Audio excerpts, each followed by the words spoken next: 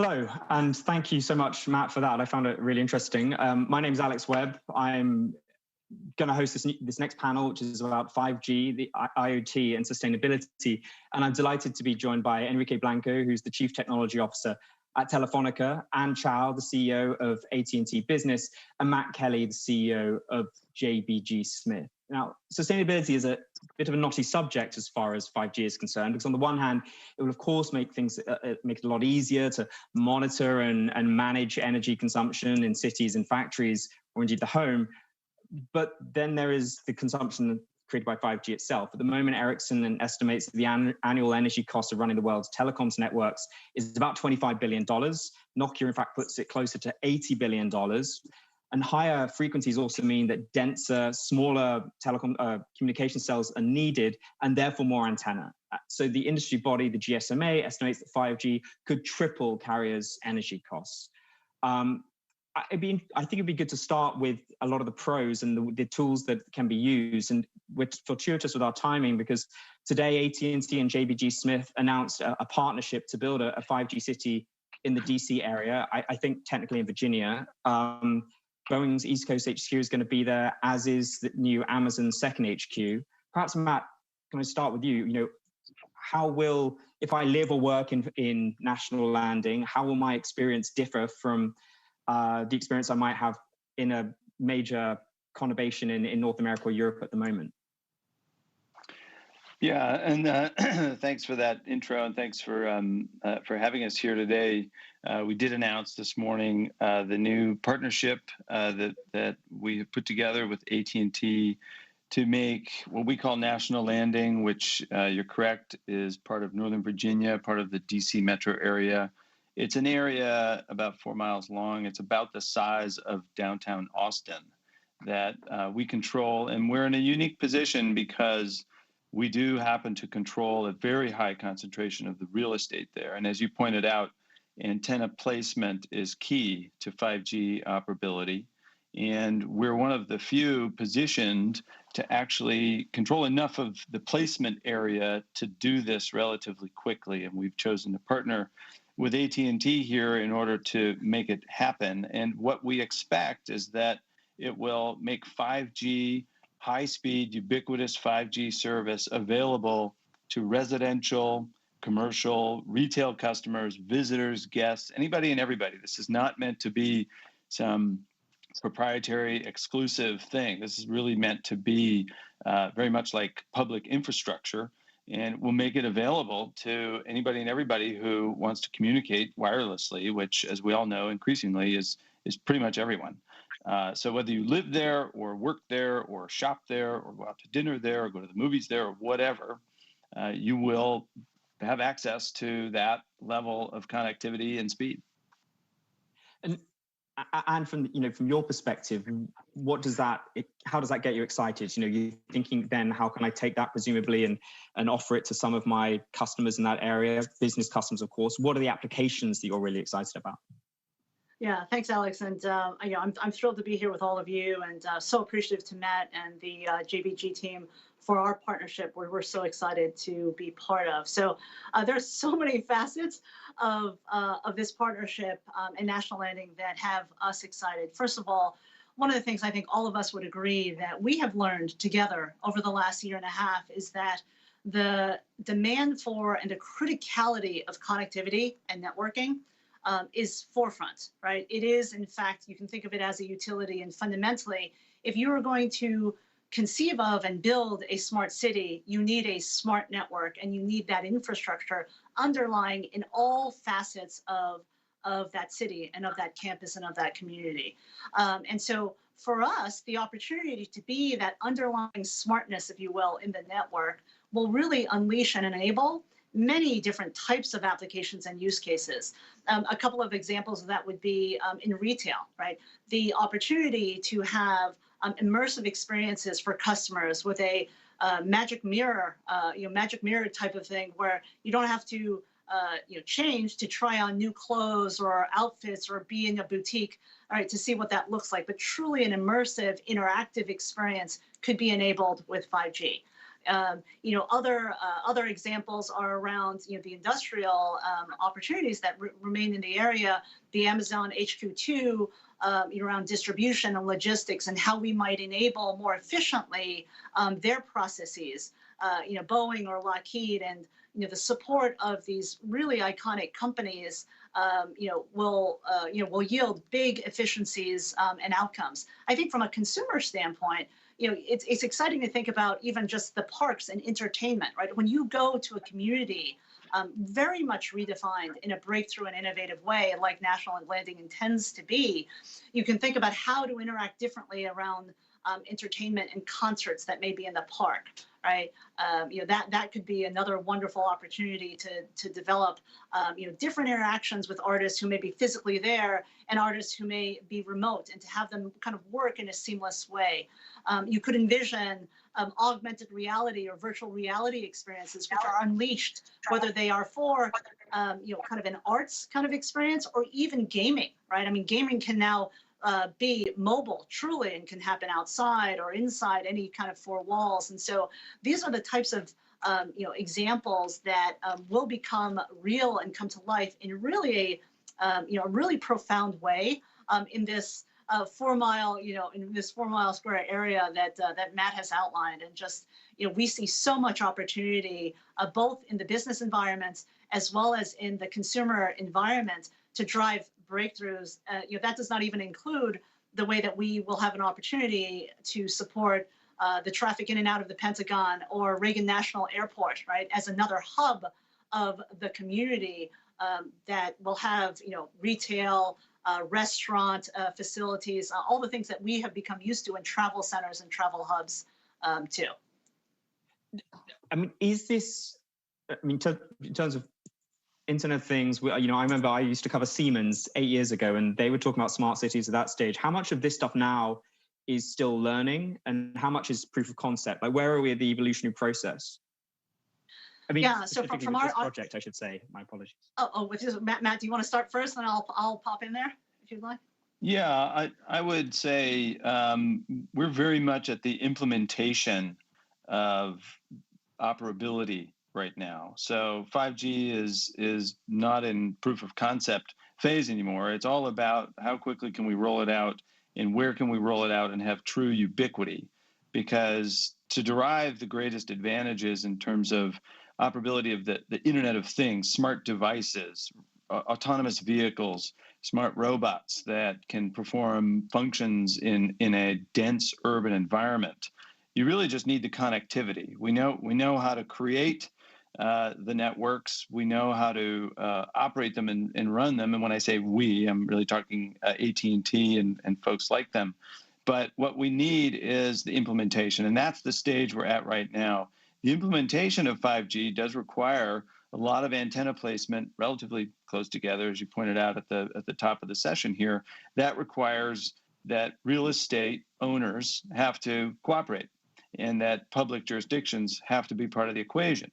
And here in Arlington County, in the city of Alexandria, and with our control of the vast majority of the real estate in this already built 12 million square foot and growing commercial district with over 12,000 residents living and housing there today, the place is already there.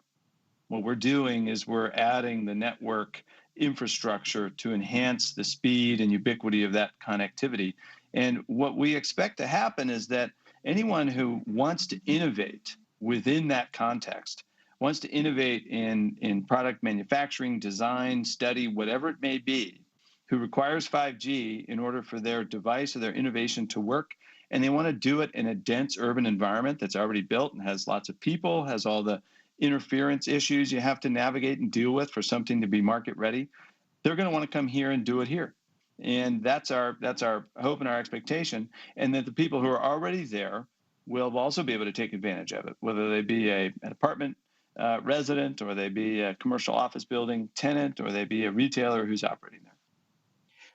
And Enrique, this seems like a good moment to bring you in. Telefonica has obviously been doing a huge amount in smart cities for a long time, perhaps helped, of course, by the hugely successful fiber rollout in Spain. And I hope I'm not making too many assumptions there. I guess, what are the applications particularly as we move into 5G, that you're already seeing, that are happening right now, that you think have been successful, and perhaps some of the learning processes you've experienced to get there?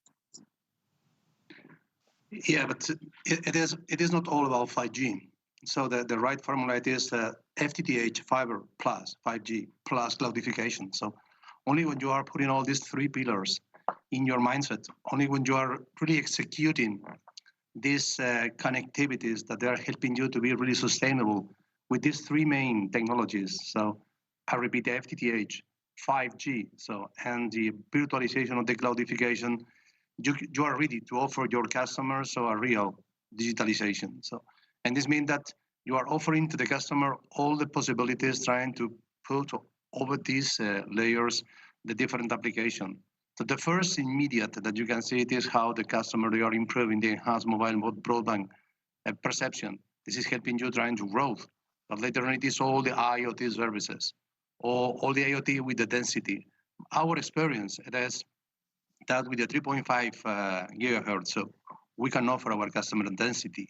We can offer our customer an extraordinary quality and capacity. So going through density and new services, VR, as I mentioned before. So, but the main customer that we see that they are really getting all these benefits, it is the B2B customer. So how we can offer to with the private network capabilities, with the low, extremely low latency, we see that they are the main use cases that they are helping us trying to grow in this. And in parallel, we are analyzing how the gaming and how the virtual reality will be pushing us, trying to be much more close to the customer in the C-band, which is extremely important. But if you don't combine both of them, it is just impossible to offer the layer that when you need to put deploy all the services and all the use cases. And from a sustainability perspective, though, if you're talking about these B2B applications, yeah, you know, is there a concrete one that really jumps out for you? Yeah, FTTH, when you are building a massive FTTH deployment. For the people who don't know. Yeah, sorry, fiber to the home. So with the optical termination at home. So we have today up to the 24 million of home passes in Spain. So and we are reducing at 85% the power consumption with the FTTH. 85%. So we are extremely efficient. So we reduce the carbon footprint massively. So we are building, once you are delivering the FTTH, you are offering your customer 1 gig symmetric, but you're reducing up to the 85%. So the power consumption. So it's amazing. So this is one of the main consequences of to deploy fiber. It is not only you are offering your customer quality, you are offering the right service. It is you are being sustainable. So embedded in the technology, and this is one of the most successful cases what we see. And we are Telefonica in 2024 in Spain. We will be swapping all the copper.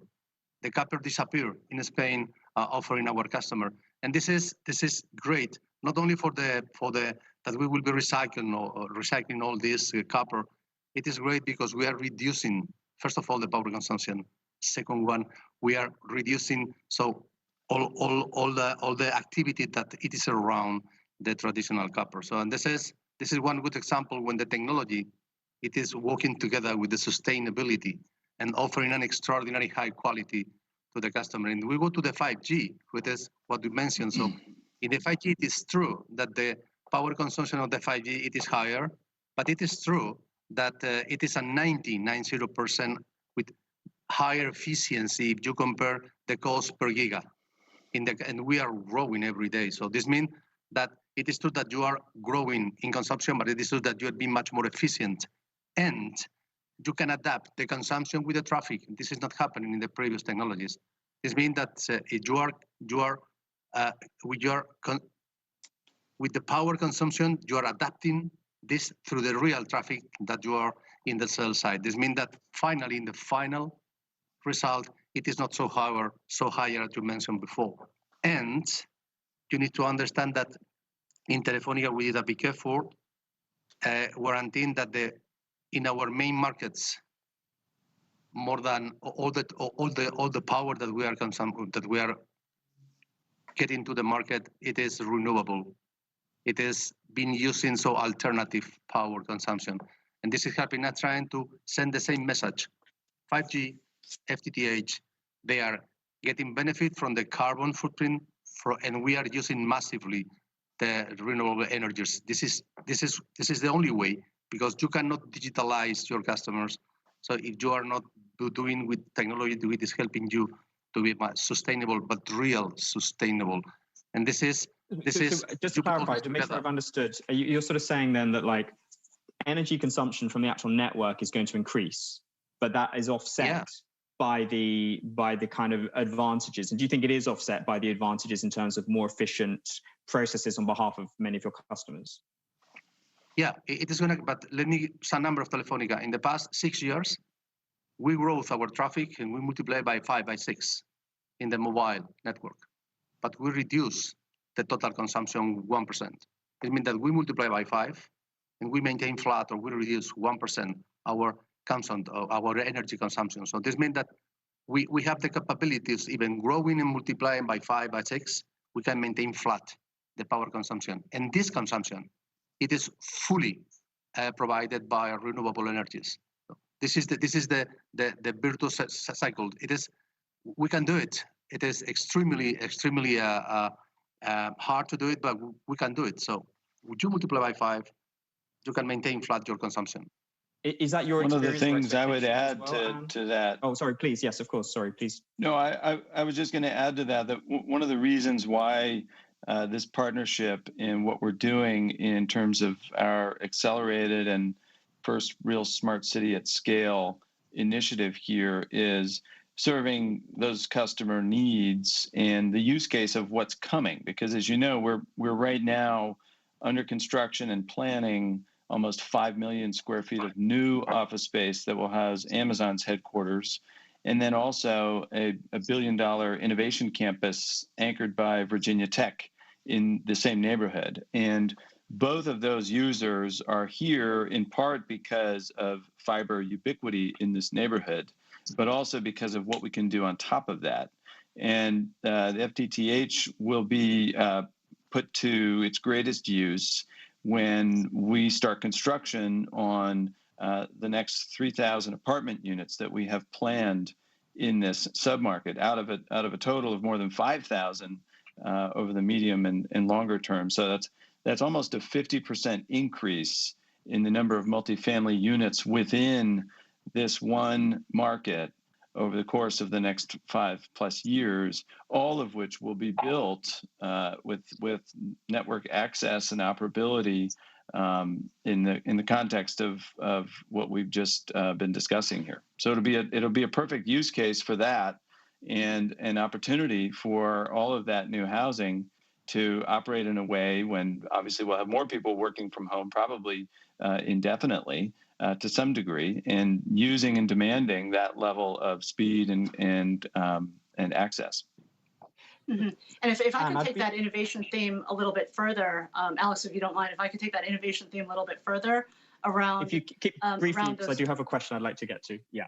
Oh, okay. But I just really want to reinforce that it is the combination of fiber plus 5G plus edge computing that brings these to life, right? And so if we could envision, to Matt's point about having that underlying infrastructure there, will enable us, right, to work with the local municipalities, the local government around, start thinking about the smart meters as everyone has talked about. The enablement of more electronic vehicles, just the ability to enable city planning, right, in a way that supports sustainability, in a much more systemic and profound way is a big part of how this partnership will be and is fundamentally different. I guess I have a question for you, Anne. Just thinking about your sort of business operationally, that when you're looking at the opportunity provided by 5G, on the one hand, there is also then an increased cost because, not just in deployment, but also operationally, the kind of OpEx of energy use is going to be presumably quite considerably bigger. How do you think about those factors, and how does that affect the way you deploy it? Yeah, so for us, I mean, it all is in the design and the architecture of our network, right? And so while we anticipate those shifts occurring in terms of 5G, it is not. I mean, it's something that we're planning for. And so as it relates to our own efficiency and our own objectives to become carbon neutral by 2035, to be continuing to use renewable energy, it is not a concern for us in that sense of how we're making our investments and committing to 5G, right? I mean, we are re-engineering our processes as well, right? As a large enterprise, as a large enterprise client, and so fundamentally, in terms of the shift of our fleet, right? As an example, the shift of how we think about waste management, consumption, water consumption, otherwise energy consumption, it's all kind of architected in how we move forward, in how we do our network engineering and run our operations, both from a customer-facing perspective as well as the operations of our network. And so it is, it's something that we, fully have confidence in terms of this pivot and this shift and this commitment to a 5G, fiber-enabled, fiber-fed infrastructure empowered by edge compute. And when you talk about, I was reading your ESG report earlier, the 2035 target of carbon neutrality, is that's purely your own operations, not including the sort of positive impact that you might have on some of your customers?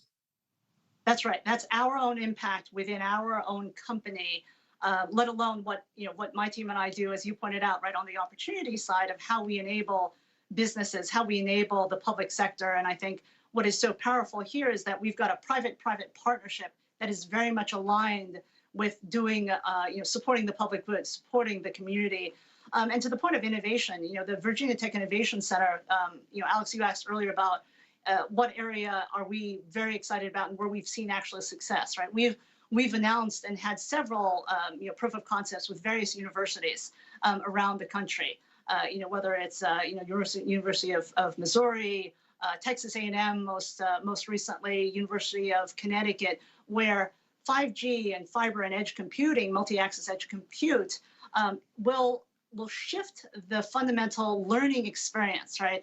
This is all about getting people out to campuses and what kind of learning experience and research opportunities will be different, right, in a 5G enabled world. And so if you can envision students being able to, without having to travel, ideate and see in incredible dimension works of art and masterpieces that reside all across the globe, or if you can envision what scientists will be able to do, and engineers will be able to do to ideate. That sort of, yeah, that AR stuff is really interesting. I think that for the sustainability perspective, which, we're trying to focus on a little bit today, I would like to return to Matt on one question, actually, because, you are clearly talking to, you've now kind of got this deal with AT&T. And presumably now you go out, or do you go out and have conversations with other utilities, or have you had conversations with other utilities who would see this partnership and go, this provides us an opportunity? You mentioned previously that it makes the district something of a test bed for other companies, but how does it inform the way you talk to other utilities, and what is the nature of those conversations? Well, there are a lot of layers and a lot of parts to the smart city, and there will be a lot of players involved in that over time. We have every expectation of that. And it won't be just us on the real estate side either. We have a lot of neighbors and others who, every provider is active in this area. It's obviously a very high density and very attractive marketplace. I mentioned earlier what's coming with respect to Amazon and Virginia Tech. There are lots of others that have seen what they're doing and understand why they're doing it and want to follow suit. And we are seeing evidence of that already. I think the sustainability argument that really matters most here, when you think about sustainability and why is it important, I think to many people it's obvious, but we're not going to constrain our way out of the impact we're having on the climate. We can't just tell everyone stop driving your cars and start walking. We have to innovate our way out, and I believe this is a really important step on the road towards that day when we have figured out ways to innovate, to make ourselves more efficient, to make ourselves less impactful and less taxing on the climate and on the planet. And we as real estate owners have a hugely important role to play in all of that because of of how we can build our buildings and what we choose to do. The buildings that we're building for Amazon will all be the most sustainable buildings ever built in this submarket. Our new multifamily buildings will be among the most sustainably built and sustainable to operate in this market. And the older building stock that we have here will be made more sustainable by virtue of what we're doing with our partner AT&T here, because it will enable us to manage our assets in ways that are more efficient. And then on top of all of that, this should attract more innovators to a place like this, who come here because they can get access and connectivity they otherwise can't get in other places. And it will be the innovations that are built on that backbone that will be part of the equation in innovating our way towards a better future from a climate and sustainability perspective.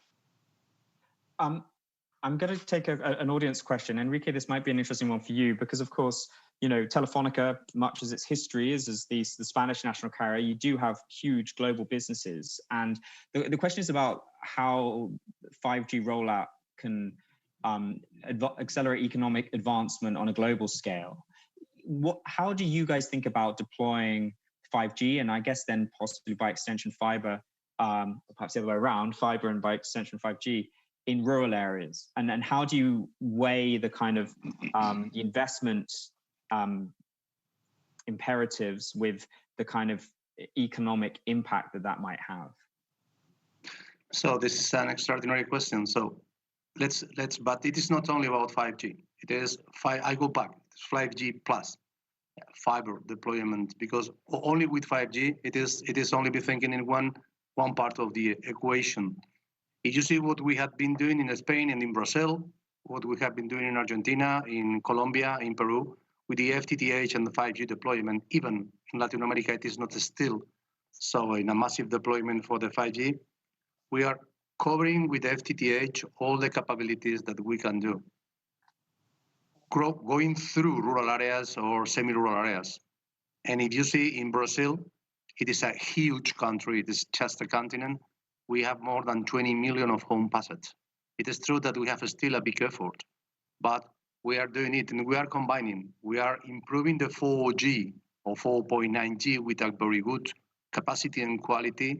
We are going with the FTTH capabilities, and we are reaching with the 5G. It is not only one technology. It is how you can really offer your customer this. And in Spain, so we cover the initial 22 million of home passed, but so the rural areas, so we are covering with 4G, and it is very similar that we are doing in Germany. We have been, first of all, warranting the coverage that Benet site is asking for us with the 4G or 4.9 with massive MIMO with a very good capacity, and now we are reaching the 5G step by step. And this is something that needs to be consistent. It is a big effort in CAPEX, and even we are analyzing different financial models trying to go faster with the FTTH and with the 5G deployment. But finally, if I go through the sustainability and just a final comment, Telefonica will be a net zero emission in 2025 in our main markets. So this is consistent, this is key, and the technology it is helping us. But it is not what is the formula for Telefonica. It is how this consistent approach in the evolution of the technology, it is helping to the customers to reduce the CO2 emissions. If I see what I can do in the next years, helping to my customer to be digital really, so we can reduce more than 5,000 tons of CO2. This is not only our own business, it is how we can help with the 5G evolution, with the FTTH capabilities, with the virtualization that we can reduce even at 30% of the consumption of energy using this technology. It is how we can help to the societies when we are serving, how we can help to the customer with the digitalization that it will be extremely competitive. It is working together with the sustainability in terms of emissions of CO2. And this is when we play a role which is critical. So we can multiply by 10 the emissions if we help to the societies and to the customer to go through the digitalization. And this is including all dense areas, semi-rural areas, and rural areas. And this is our main target. So, and this is what we're trying to do and we're pushing. So there's a thunderstorm kicking off in North London, so I hope you're not making too much noise. All that stuff, which is great for society and for the world as a whole, it is also clearly part of the business proposition, right? You're going to your customers and saying, we can help you reduce your costs by reducing your energy costs and among other things, cybersecurity and many other things we've talked about. I suppose, Anne, when does 5G cloud, for instance, start delivering real revenue? When do these business opportunities, these pitches really start translating and start gaining traction?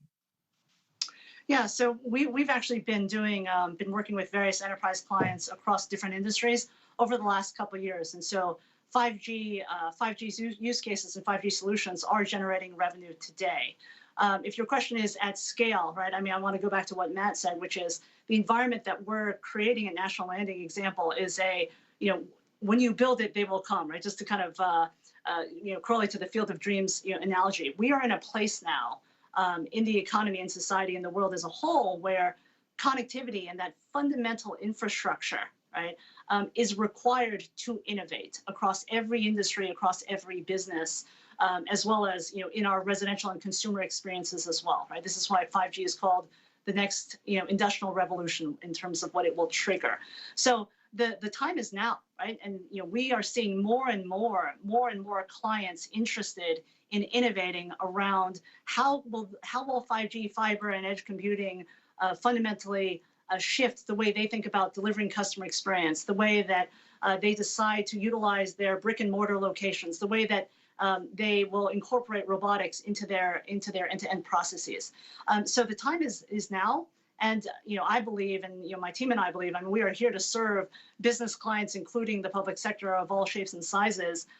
This will be an incredibly exciting several years ahead of us. But the time is now. The time is now in terms of 5G becoming a reality. It is a reality, and we are, solving for problems today and innovating to try to figure out how to drive breakthroughs in the future. And that's what we're going to see and experience and be part of in partnership with Matt and his team on National Landing over the upcoming years. We are running out of time. Enrique, I have another reader question for you. If you can keep it really brief, that would be helpful. And then Matt, hopefully I'll come to you on one more thing. Might be over being ambitious here. When you look at the carbon neutrality, 5G is going to use a lot more energy. Are there technological ways of reducing just the energy consumption of 5G? 5G itself, it is you need to consume higher power energy, no doubt. First of all, you need to do it with renewable. This is key. And the second one, so if you compare which is the cost, because the customer are asking more and more traffic. So if you compare the cost per giga, 5G is much more efficient. So it's basically about offsetting. I repeat, but so the 4G, it is included. It is including that you can adapt the consumption with the traffic. This means that this is not a flood.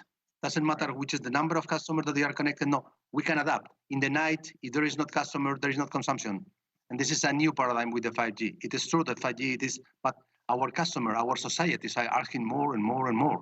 So, and we are trying to use all the technological drivers that we have, trying to reduce the consumption. It finally, in the next 5 years, all our customers that are using 5G, maybe we can grow, but we will be growing so in an extremely efficient way. So if you maintain 4G, so the traffic and the consumption will be higher than with the 5G. So this is what we are working in. We are putting all the technological drivers trying to go in this way. Matt, very briefly, you've sealed this really exciting partnership. What's the next conversation you're excited to have? What does this enable you to do next? Well, the conversations that led to all of this are the conversations that we have over and over again with all of our customers, which is that they want to go where they can access the latest and greatest in connectivity, speed, ubiquity. And that was a consistent theme. That's number 2, right after labor. Everyone's looking for the best talent and the best labor, the best talent they can hire. After that, it's connectivity. That was when we really decided we need to be leaders on this, as we have been in sustainability and as we have been in physical placemaking. This is an important and critical element of what we call digital placemaking. There will be other developments. There will be other partnerships and other layers to all of this that you will hear about in the years ahead. I'm not going to make news here by letting cats out of bags, but we're really excited about it. And this is, I think, one of the most important and critical steps along that road to making this the first real smart city at scale in the country.